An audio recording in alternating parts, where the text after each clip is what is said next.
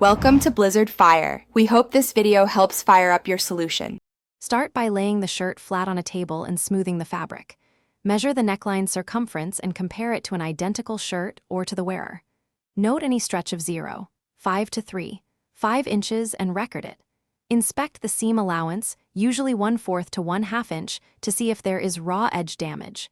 Check fabric type and knit direction to choose correct needle and stitch tension. Decide whether you will stabilize, tighten, or replace the neckline entirely based on this assessment.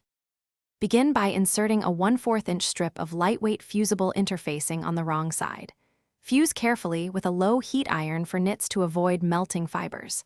If the neckline is stretched, fold the band slightly and pin evenly around to redistribute length.